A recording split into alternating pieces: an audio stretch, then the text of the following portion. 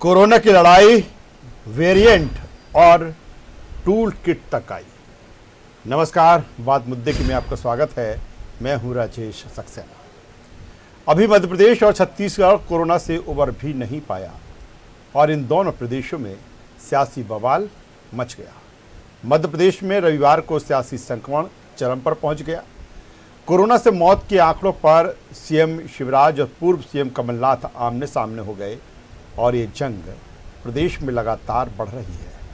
हालांकि इसकी शुरुआत छत्तीसगढ़ से हुई, जहां कोरोना टूल किट को लेकर पहले पूर्व सीएम रमन सिंह और बाद में बीजेपी के राष्ट्रीय प्रवक्ता संबित पात्रा पर एफआईआर हुई। इसी के बाद एमपी में पूर्व सीएम कमलनाथ पर कोरोना को इंडियन वेरिएंट और कोरोना से मौतों के आंकड़े गलत बताने पर एफआईआर हुई। अब बीजेपी इस पूरे मामले में हर जिले में एफआईआर दर्ज करा रही है। वहीं कांग्रेस भी कोरोना पर हुई मौतों को लेकर एफआईआर कर रही है। सीएम शिवराज सिंह चौहान ने कहा है कि कमलनाथ मौतों पर राजनीति कर रहे हैं। उन्होंने कांग्रेस सुप्रीमो सोनिया गांधी से पूछा है कि क्या वे कमलनाथ पर कार्रवाई करेंगी या उनके साथ हैं। वहीं कमलनाथ कह रहे हैं कि वो एफआईआर से डरने वाले नहीं हैं। पूरी बीजेपी सरकार और कांग्रेस अब आमने सामने है। वहीं छत्तीसगढ़ में बीजेपी भी हर जिले में बघेल सरकार के खिलाफ एफआईआर कराने का कर रही है। कुल मिलाकर देखा जाए तो अभी कोरोना से जंग हम जीत भी नहीं पाए और इन दोनों राज्यों में जो सियासी जंग है वो तेज़ हो चली है। ऐसे में बड़ा सवाल कि दूसरी लहर के साथ तीसरी लहर की चिंता और चुनौती, साथ ही ब्लैक और वाइट फंगस महामारी और ये सियासी जंग, किस तरह जनता को न्याय और इलाज मिल सकेगा। साथ ही ऐसे वक्त में भी राजनीति चमकाना कहाँ तक राजनीतिक दलों का उचित है। तमाम सवाल इस बवाल पर बात मुद्दे की में, लेकिन सबसे पहले इसी से जुड़ी एक खास रिपोर्ट।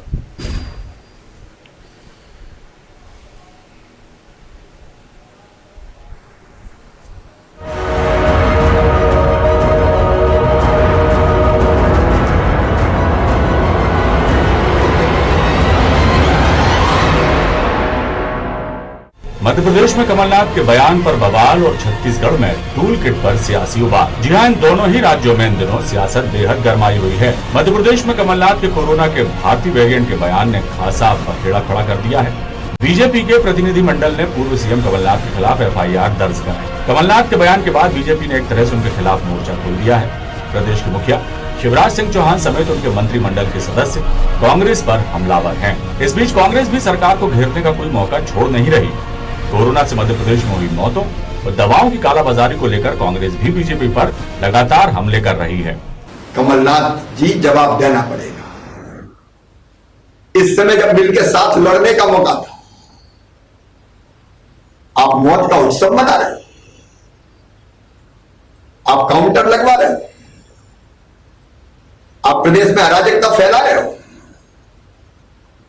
महामारी के समय युद्ध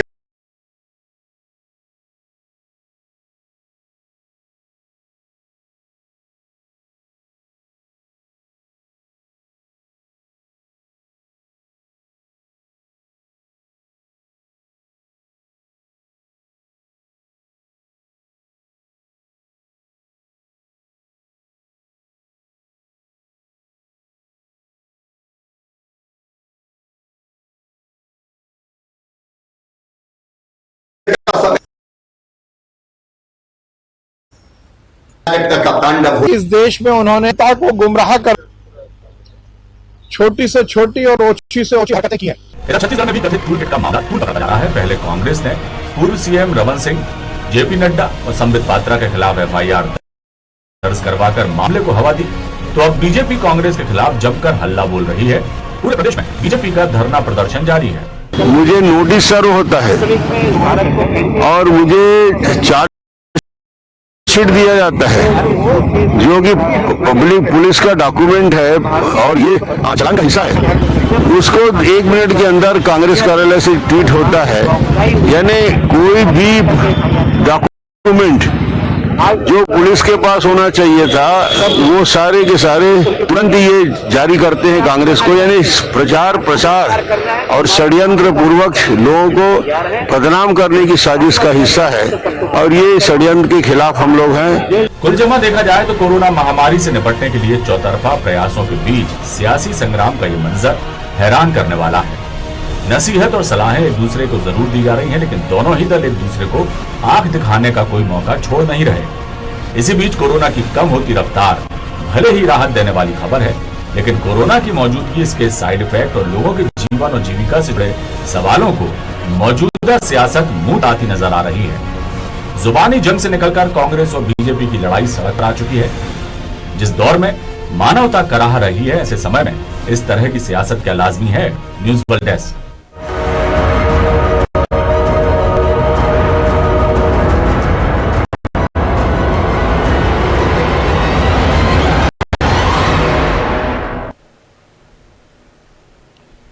तो जंग हम कोरोना से जीत भी नहीं पाए थे और सियासी जंग तेज हो गई है। एक तरफ अभी भी कोरोना की विदाई नहीं हुई है, इसके अलावा ब्लैक फंगस या हम कहें वाइट फंगस, तीसरी लहर की आशंका, ये तमाम सारी चीज़ें। लेकिन मध्य प्रदेश और छत्तीसगढ़ में जिस तरह से सियासत और राजनीति हावी है, ऐसे में अब सवाल इस बात को लेकर खड़े होने लगे हैं कि आखिर अभी कोरोना से आधी अधूरी लड़ाई हमने लड़ी है, कोरोना की विदाई भी नहीं हुई है। ऐसे में कोरोना फिर ना एक बार ताकतवर हो जाए। आज इसी मुद्दे पर हम बातचीत करेंगे, चर्चा करेंगे कि ऐसे मौके पर ये राजनीति, ये सियासत कितना ज़रूरी है, कितनी ज़रूरी है ये। आज इसी मसले पर हम बात करेंगे। चर्चा शुरू करें उससे पहले अपने पैनल से आपका तारुफ कराएंगे, परिचय कराएंगे और फिर हम चर्चा की शुरुआत करेंगे। हमारे साथ में हैं डॉक्टर गुलरेज शेख साहब, बीजेपी के नेता प्रवक्ता। स्वागत करता हूं गुलरेज जी आपका। हमारे साथ में है वरिष्ठ पत्रकार आशीष दुबे साहब, स्वागत करता हूं आशीष जी। और हमारे साथ में हैं कांग्रेस के प्रवक्ता नेता इंजीनियर ब्रजेश पांडे साहब। ब्रजेश जी आपका भी स्वागत है। धन्यवाद। सीधे गुलरेज जी के पास में आता हूं। गुलरेज जी, लड़ाई कोरोना से थी, जंग हम कोरोना से लड़ रहे थे और मैदान में इस लड़ाई में डटे हुए थे, लेकिन अब जो सियासी जंग शुरू हो गई है, अब डर भी इस बात को लेकर लग रहा है कि कहीं ना कहीं जब कोरोना पकड़ में आ रहा है था फिर ना खिसक जाए और कांग्रेस जिस तरह से, चाहे वो वेरिएंट को लेकर हो, जिसको लेकर बीजेपी ने उनके खिलाफ FIR दर्ज कराई है, या फिर आंकड़ों को लेकर हो, क्या कहेंगे इन तमाम सारे हालातों को लेकर? देखिए सर, भारत कभी कोई जंग अपने आप से नहीं हारा है। भारत को यदि जंग हरवाई है तो वह मीर जाफरों ने हरवाई है, वह जयचंदों ने हरवाई है।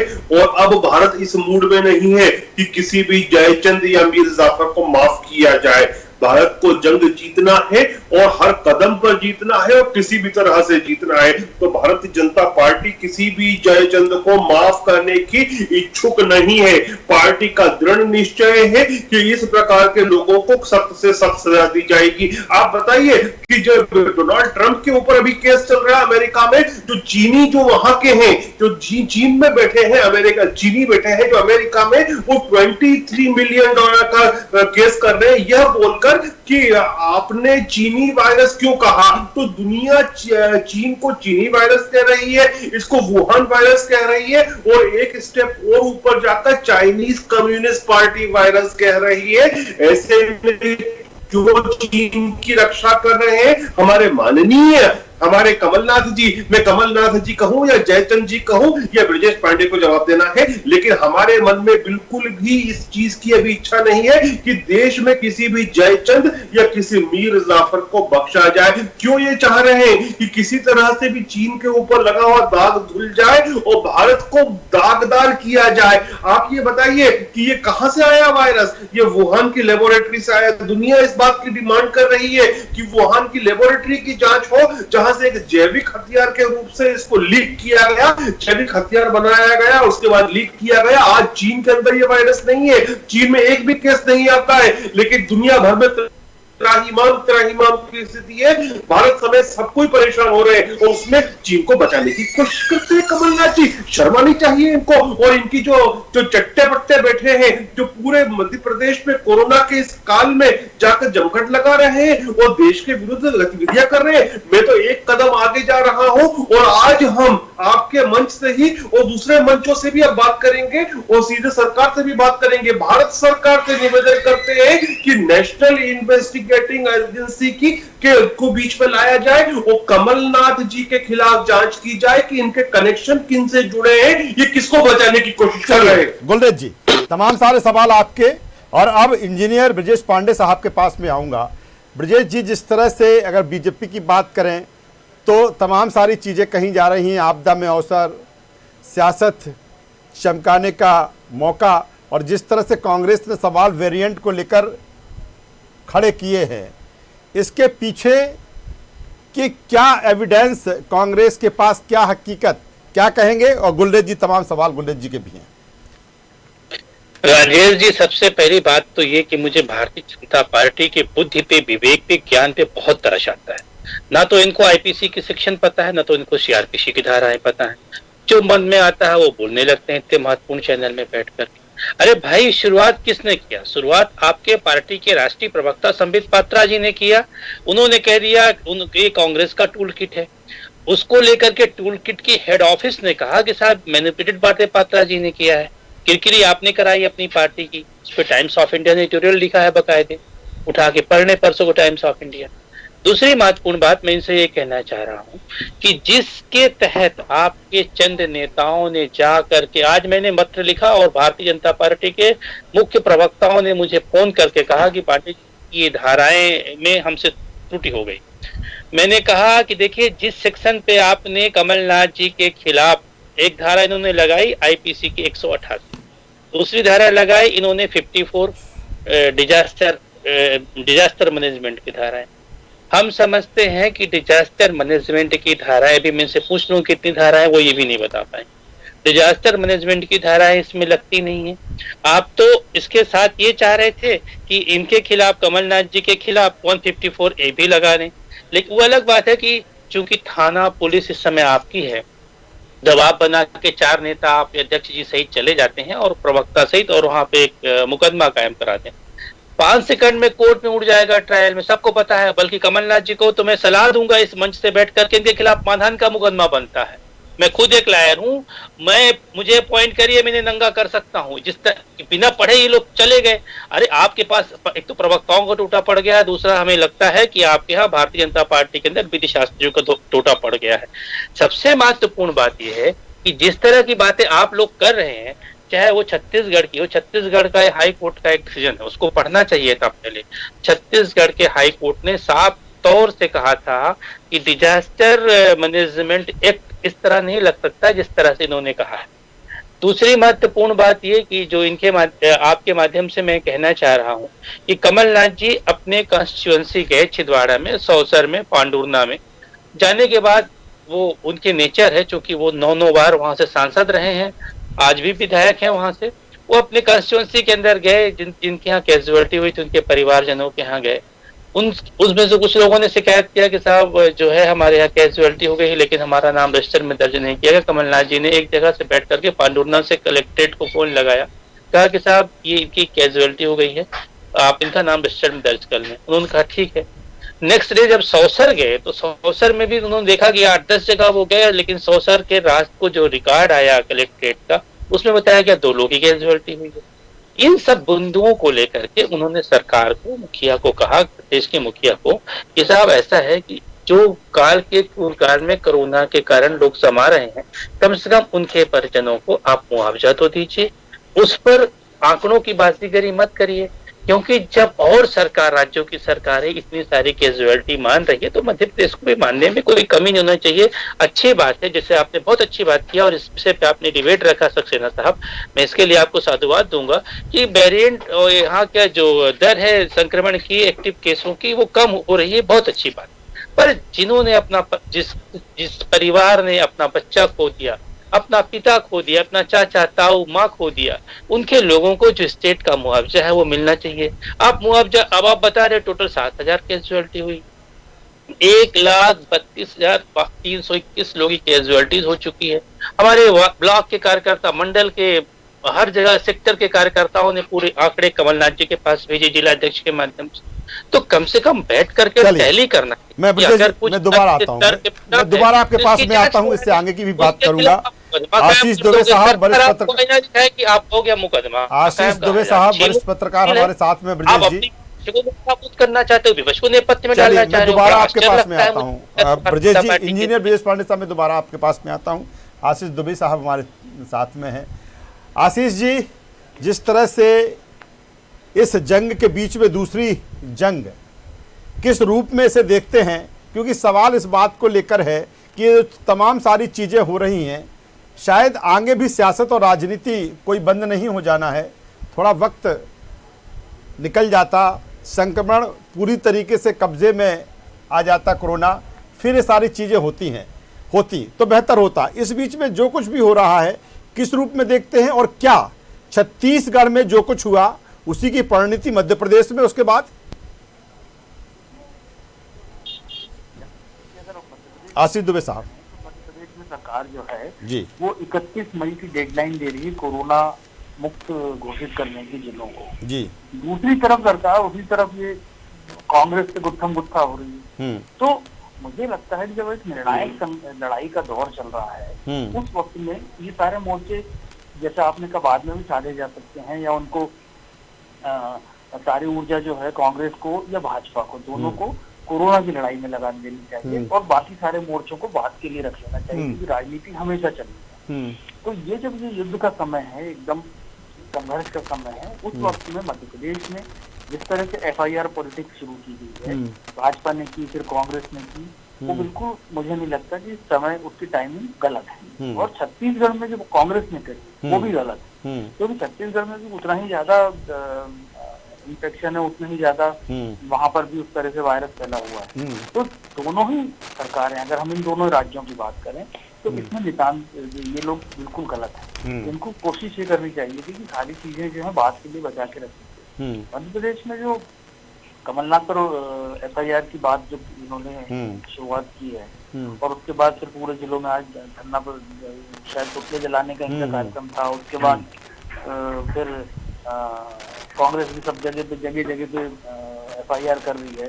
तो ये सारी चीजें नहीं, प्रशासन को डिस्टर्ब करने वाली चीज है। जब पूरा प्रशासन इस वक्त में कोरोना की लड़ाई में लगा हुआ है, मुख्यमंत्री के निर्देश की 31 के पहले कोरोना संक्रमण को पूरी तरह से कंट्रोल में किया जाए। उस वक्त में यदि सरकार ये बात करती है और कांग्रेस करती है, दोनों तरफ से मुझे लगता है कि थोड़ा सा जिम्मेदारी का इसमें सवाल बनता है। दूसरी बात यह है कि ऐसे वक्त में जो राजनीति है वो क्या थाने और पुलिस चौकियों में चलाई जाएंगी? इस वक्त पूरी ऊर्जा जब है कोरोना से लड़ने में लगाई जानी चाहिए। तो वहां पर, और कांग्रेस जो आरोप लगा रही है कि जिसको लेकर भाजपा सरकार भी परेशान है, वो कोरोना से मौतों के आंकड़े और वेरिएंट को लेके जो बातें कर रही है, वो निश्चित रूप से कमलनाथ जी आरोप लगाते हैं। राजनीतिक रूप से अगर वो इस तरह का आरोप लगाते हैं तो वो अपनी जगह, उसके साथ साथ कोरोना से लड़ने के लिए उनके पास एक्शन प्लान क्या है, उनके सुझाव क्या है, उनका ब्लूप्रिंट क्या है, ये भी साथ साथ सामने आना चाहिए और सरकार के पास जाना चाहिए। दूसरी बात, सरकार को भी विपक्ष के आरोपों को जो है, जो रूलिंग पार्टी से भाजपा है उसकी तरफ से वो उसका जो भी काउंटर हो सकता है वो करते रहे, वो हमेशा चलने वाली प्रक्रिया है। लेकिन सरकार को आगे होगी कांग्रेस से और दूसरे दलों से, जो भी दल है मध्य प्रदेश में, उनसे लगातार संवाद। क्या आशीष जी ये भी माना जा सकता है कि मध्य प्रदेश में जिस तरह से, हालांकि काफ़ी दिन पहले से, तकरीबन मुझे लगता है 5-6 दिन हो गए जब से वेरिएंट को लेकर या आंकड़ों को लेकर कमलनाथ इस पर सवाल खड़े कर रहे थे, लेकिन जैसे ही छत्तीसगढ़ में संबित पात्रा और रमन सिंह पर FIR होती है, JP नड्डा भी उसमें शामिल है, फिर उसके बाद ये एक्शन है, ये माना जाए कि पहले छत्तीसगढ़ में जो कुछ हुआ उसी का काउंटर मध्य प्रदेश में देखने को मिला? देखिए, इसको भी माना जा सकता है कि दोनों जगहों पर जो है भाजपा का मामला आता है, वहाँ भाजपा विपक्ष में है और वहाँ पर वो सरकार के निशाने पे है, और यहाँ पर सरकार यहाँ पर भाजपा सत्ता में है तो वो कांग्रेस से इस तरह का इसको प्रतिशोध के नजरिए से देखा जाए तो वो भी माना जा सकता है। लेकिन मुझे लगता है कि ज्यादा मैच्योरिटी उसमें होती कि जो लक्ष्य है सरकार का उसकी तरफ सरकार का पूरा ध्यान होता है। कोरोना से मौतों का आंकड़ा जो कम हो रहा है, चीजें हालात सुधरते हुए दिख रहे हैं, तो ये उम्मीद की बात है। और अगर दूसरी तरफ ये बात भी लगातार रिपोर्ट हो रही है कि आंकड़ों के साथ कई तरह की गड़बड़ियां भी हो सकती है। जिला स्तर पर अधिकारी अपने आप को गुड बुक में लाने के लिए कुछ आंकड़ों में हेरफेर कर सकते हैं। इस तरह की बहुत सी बातें सामने आई हुई है। लेकिन इन सबके मैं फिर कहता हूँ कि ये राजनीति का वक्त, देखिए कोई राजनीतिक आदमी है तो जाहिर तौर पर कुछ ना कुछ राजनीतिक बात करेगा, उसको हमको ऐसा नहीं हो सकता कि उसको प्रतिबंध लगा दिया जाए। लेकिन उसके साथ साथ सकारात्मक चीजें भी सामने रखें दोनों तरफ से। चलिए, काफी अहम बात आशीष जी कह रहे हैं, बिल्कुल समय यही है, सकारात्मकता का ही है। आशीष जी, डॉक्टर गुलरेज शेख साहब के साथ। गुलरेज जी, जिस तरह से आशीष जी कह रहे हैं, क्योंकि अगर हम बात की जाए, सीएम शिवराज सिंह चौहान कुछ दिन पहले ये कह चुके हैं कि अब कोरोना कंट्रोल में धीरे धीरे आ रहा है। 31 मई तक एक माना जा रहा है कि बहुत हद तक मध्य प्रदेश इसमें कंट्रोल कर लेगा। और ये भी सही है कि जिस तरह से पूरा फोकस इस लड़ाई में किया गया, उसके परिणाम भी हमें देखने को मिले हैं। तमाम सारी कैजुअलिटी हुई हैं, ये भी एक दुखदायी पहलू है। लेकिन कुल मिलाकर मध्य प्रदेश में कोरोना कंट्रोल में आ रहा है। टाइमिंग को लेकर जो बात आशीष जी ने की है, ये जिस तरह की सियासत पर बवाल मचा है, इसकी टाइमिंग गलत है। जब हम कोरोना ये मान रहे हैं कि 31 मई तक हम काफ़ी बेहतर स्थिति में होंगे, क्योंकि अब जो आंकड़े हैं 3,500 के आसपास हैं, तो फिर ऐसे समय एफआईआर की क्या ज़रूरत पड़ गई? क्या हम एक आध हफ्ते का वक्त नहीं निकाल सकते थे अभी? और देखिए, मुझे ये लगता है कि कांग्रेस पार्टी ने हालात को खराब करने के लिए जानबूझकर यह जिन्न निकाला है।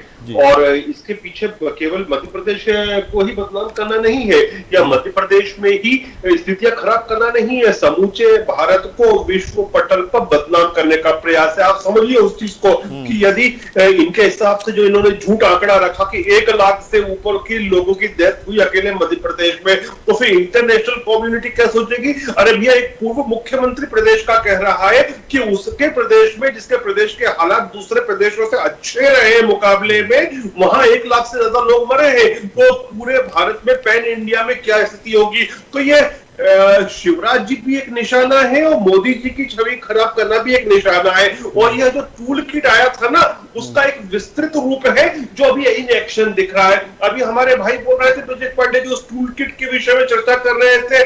मैं एक ही सवाल पूछना चाहूंगा इनसे कि टीवी पर बैठकर बोलिए कि आप उनके ज्यादातर जो बिंदु हैं, आप एक आध को तो इधर कर सकते हैं कि नहीं, हमें इसको नहीं मानता। आप उन बिंदुओं को जो उसमें टूल किट में है, उनको उनसे आप उनको एक्सेप्ट करते हैं कि आप उनको रिजेक्ट करते हैं? उनको सही मानते हैं कि गलत मानते हैं? दूध का दूध पानी का पानी हो जाएगा। और मैं तो जनता के सामने कहना चाहता हूं कि ये कौन कौन से बिंदु थे। उसमें था कि इंडियन वेरिएंट का है, आपके कमलनाथ जी ने इस वेरिएंट को इंडियन वेरिएंट कह दिया।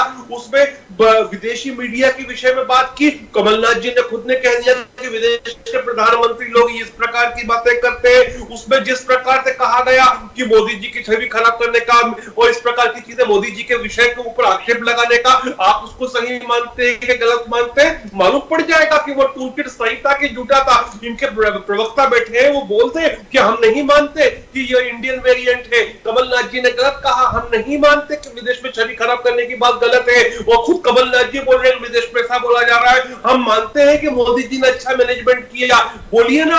हम मानते हैं कि कुंभ से ऐसा कुछ नहीं हुआ जो कुंभ को बदनाम करने की कोशिश की गई, बोलिए। आप तो उस हर बिंदु को एक्सेप्ट करते हैं जो उस टूल किट में दिए गए, तो वास्तव में वो टूल किट सही है और उसकी परिणति दिख रही है, प्रैक्टिकल हमको उसका होता हुआ दिख रहा है। चलिए गुलरेज साहब जी के द्वारा, इंजीनियर पांडे साहब कहेंगे क्या? ब्रजेश जी, एक सवाल जो डॉक्टर गुलरेज शेख कह रहे हैं, आप उसका जवाब देंगे ही, लेकिन दूसरा सवाल मेरा इसी को लेकर है। हम वेरिएंट की बात कर रहे हैं, पीसीसी चीफ पूर्व मुख्यमंत्री वेरिएंट को लेकर कह रहे हैं कि ये इंडियन वेरिएंट है, या फिर जो आंकड़े हैं मध्य प्रदेश को लेकर वो गलत बताए जा रहे हैं। लेकिन अगर हम बात करें, ऐसा नहीं है, चाहे वो कांग्रेस शासित राज्य हो, चाहे बीजेपी शासित राज्य हो, किसी भी दल की वहाँ पर सरकार हो, छत्तीसगढ़ में भी इसी तरह की स्थिति, महाराष्ट्र में भी यही स्थिति, राजस्थान में स्थिति, फिर आखिर ये बवाल मध्य प्रदेश में ही क्यों? राजेश जी, सबसे पहली बात तो ये कि मैं अपने भाजपा प्रवक्ता को बार बार कहता हूं कि इतने बड़े महत्वपूर्ण चैनल में बैठने के पहले थोड़ा सा पढ़ के आया करो यार। कुछ भी बोलने लगते हो, सवाल कुछ पूछा जा रहा है, जवाब कुछ देने लगते हो। मुद्दे से भटकना नहीं चाहिए कभी भी। मैं बड़ी स्पष्ट बात कर रहा हूँ, आपसे टूल किट पे जवाब मांग रहा हूँ कि उसमें ये बिंदु थे, आप उनको गुलरेज जी, ब्रजेश जी की बात आ जाए, आप चलिए ब्रजेश जी बात कर ले। गुलरेज जी मैं आपके पास में भी आ जाऊंगा। ब्रजेश जी, देखिए, ऐसा है कि मुद्दे से कभी भी किसी भी प्रवक्ता को नहीं भटकना चाहिए। आपके सवाल का माकूल जवाब देना चाहिए। हमारी पार्टी ने क्या अपराध, कमलनाथ जी ने क्या अपराध कर दिया? कमलनाथ जी ने नहीं, माननीय सुप्रीम कोर्ट ने कहा इस चीज को लेकर के, मद्रास हाई कोर्ट ने, दिल्ली हाई कोर्ट ने, जबलपुर हाई कोर्ट ने, देश के सभी हाई कोर्टों ने इस बात को कहा, जो कमलनाथ जी ने कहा कि जिस समय इस देश के लोग ऑक्सीजन को लेकर के, वेंटिलेटर को लेकर के, रेमडेसिविर इंजेक्शन को लेकर तड़प रहे थे, उनकी मौतें हो रही थी, उस समय प्रधानमंत्री जी दीदी ओ दीदी कर रहे थे। क्या अपराध कर दिया कमलनाथ जी ने? क्या कमलनाथ जी ने यह अपराध कर दिया कि उन्होंने कहा कि कुंभ के बाद, कुंभ में जिन लोगों ने डुबकी लगाई उसके बाद कोरोना का उनका जो है संकट की भयावह स्थिति उत्पन्न हुई, ये क्या अपराध कर दिया? अरे एक आंकड़े सुन लीजिए गुलरेश जी, शमशान और जिसको आप प्रैक्टिकली इंप्लाई कर रहे हो, तो मानो ना कि टूल किट आपका बनाया हुआ है। क्यों कह रहे हो कि टूल किट हमने नहीं बनाया था? अरे सर, यही तो सब चीजें लिखी है टूल किट पे। आ गए आप, पकड़ा गए, आपके प्रवक्ता जो है प्रदेश के प्रवक्ता एक्सेप्ट कर रहे हैं कि टूल किट हमारा है। सदा विश्राम गृह में 2402, सुभाष नगर विश्राम गृह में 1222, बैरागढ़ विश्राम गढ़ में 68, छदा कब्रिस्तान में 352, बड़ा बाग कब्रिस्तान में 550। कहने का मतलब यह है कि नेचुरल डेथ लोग मरना बंद हो चुके हैं।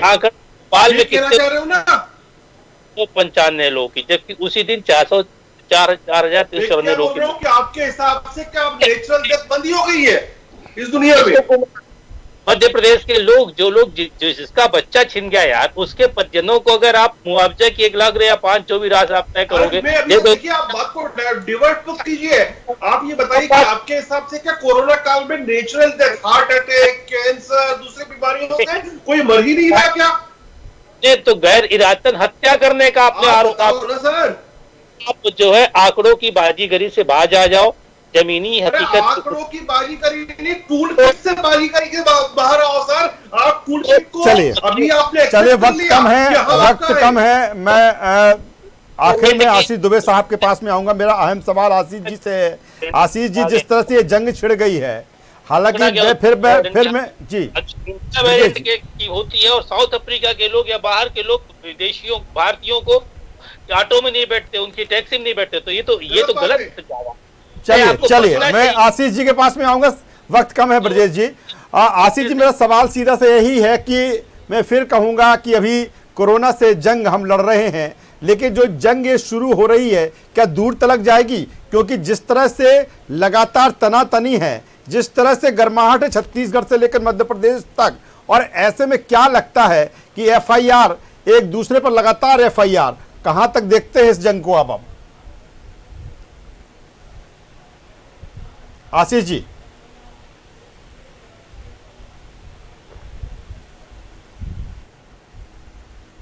लगता है आशीष जी से हमारा संपर्क टूट गया है। लेकिन फिलहाल जिस तरह से सियासी घमासान और कोरोना की जंग के बीच में, तो सवाल सबसे बड़ा यही है कि कोरोना से अभी देश ने, प्रदेश ने निजात नहीं पाई, लेकिन इस तरह की सियासत, इस तरह की राजनीति कहीं ना कहीं कोरोना की इस जंग को प्रभावित ना कर दे। ये बड़ा सवाल है। देखना होगा कि आगे किस तरह का चित्र, किस तरह की तस्वीर इस सियासत की देखने को मिलती है। हमारे साथ जुड़ने के लिए डॉक्टर गुलरेज शेखर साहब आपका, ब्रजेश पांडे साहब आपका, और वरिष्ठ पत्रकार आशीष दुबे साहब आपका, तीनों मेहमानों का मैं शुक्रिया करूंगा। कुल मिलाकर जो सियासी घमासान है, चाहे वेरिएंट को लेकर हो, चाहे मौतों के आंकड़ों को लेकर हो, टूल किट को लेकर हो, छत्तीसगढ़ और मध्य प्रदेश में पारा गर्म है, लेकिन कोरोना से जो जंग है वो भी जारी है। एक बार फिर आपसे कहेंगे कि आप सुरक्षित रहिए, मास्क लगाइए, सोशल डिस्टेंसिंग का पालन कीजिए,